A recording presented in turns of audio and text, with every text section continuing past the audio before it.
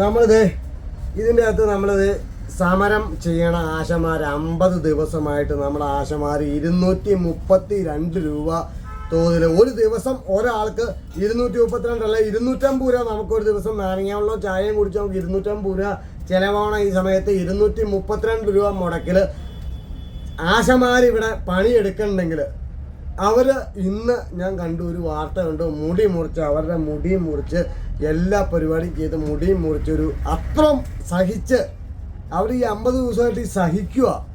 എന്തെങ്കിലും എൻ്റെ സർക്കാരെ ഈ പറഞ്ഞ ഈ നിങ്ങൾ ഈ എൻ്റെ പിണറായി വിജയ നാട്ടുകാർ അല്ലെങ്കിൽ ഈ പറഞ്ഞ ഈ CAT-യും ATUC-യും എല്ലാം ഒഴിവായി ഈ ആശമാർ തന്നെ അവിടെ കയറി കടന്ന് ഈ സമരം ചെയ്യണ്.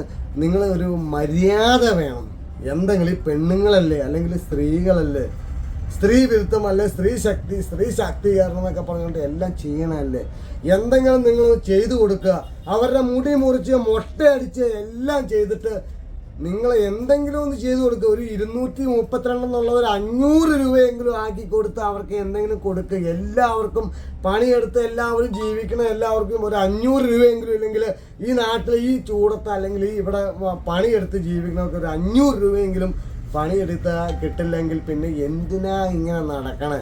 നിങ്ങൾ പറ്റുമെങ്കിൽ ഒന്ന് കണ്ടു എന്ന് വയ്ക്കുക. 50 ദിവസമായി ആശമാര് ഇവിടെ അവിടെ വെയിലെന്ന് പറഞ്ഞാൽ സെക്രട്ടേറിയറ്റിന് മുമ്പിൽ നല്ല ഇന്റർനാഷണൽ വെയിലാ, ചെറിയ വെയിലല്ല. വെയിലെന്ന് പറഞ്ഞാൽ നട്ടപ്പറ വെയിലത്ത് അവർ കടന്ന് ഇത്രയും പണിയെടുത്ത് നിങ്ങൾ ശ്രദ്ധിക്കാണ്ട് വരണത് മോശമാട്ടോ സർക്കാരെ.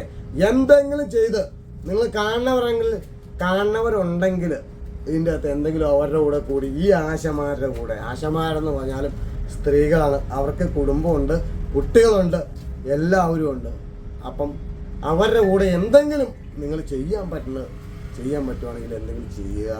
അതിൻ്റെ കൂടെ എന്നാ പറയണേ, 232 രൂപ എന്ന് പറഞ്ഞാൽ ഒരു കോപ്പുമല്ല. ഒരു മനുഷ്യന് നാരങ്ങാവെള്ളം ചായയും കുടിച്ചാൽ തീർന്ന കാശേ ഉള്ളൂ.